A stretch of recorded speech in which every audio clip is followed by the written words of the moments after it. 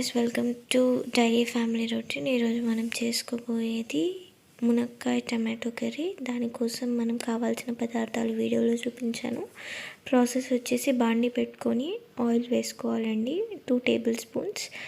దాని తర్వాత మనం పోపు దినుసులు వేసుకోవాలి. పోపు దినుసుల తర్వాత కొంచెం కరివేపాకు వేసుకొని వాటిని కొంచెం ఫ్రై చేసుకోవాలి. దాని తర్వాత మనం ఒక ఆనియన్ మంచిగా చాప్ చేసుకోవాలండి. చాప్ చేసుకున్న తర్వాత వాటన్నిటిని బాగా సాల్ట్ వేసుకొని కొంచెం సాటే చేసుకోవాలి, కలర్ మారేంత వరకు. సాటే చేసుకున్న తర్వాత మనం మునక్కాయలు తొక్క తీసి కడిగేసి కట్ చేసి పెట్టుకున్నవన్నీ ఆ ఆనియన్స్లో వేసి కొంచెం మగ్గ పెట్టుకోవాలండి.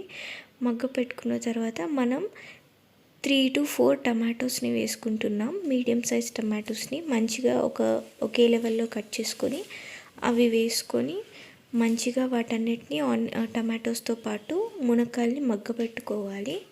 ఇప్పుడు నేను ఇంకొంచెం సాల్ట్ వేస్తున్నానండి, టమాటాలు అన్నీ వాటర్ వదిలేయడం కోసం.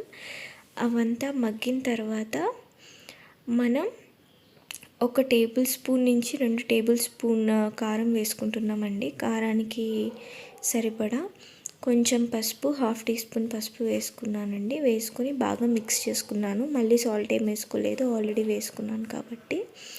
వాటన్నిటిని బాగా మిక్స్ చేసుకున్న తర్వాత మనం వాటిని అన్నిటిని మగ్గ పెట్టుకోవాలండి. మొత్తం మగ్గిపోయి ఆయిల్ సపరేట్ అయిన తర్వాత మనం 1 గ్లాస్ ఆఫ్ వాటర్ పోసుకోవాలి. నేను ఇక్కడ 1 గ్లాస్ to 1.5 గ్లాస్ వాటర్ పోసుకున్నాను.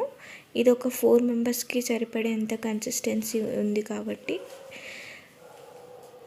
ఆ వాటర్ పోసుకున్న తర్వాత మొత్తం మగ్గ పెట్టుకోవాలి. మగ్గ పెట్టుకున్న తర్వాత మనం కొంచెం అది ఉడికిపోయిన తర్వాత ధనియాలు, వెల్లుల్లి దంచుకొని మనం ఆ పొడి వేసుకోవాలండి. తర్వాత కొంచెం కొత్తిమీర వేసుకొని ఉడికించుకుంటే మనకి టమాటో మునక్కాయ కర్రీ రెడీ. దీన్ని రైస్తో కానీ చపాతీతో కానీ దేంతో తిన్నా బాగుంటుంది.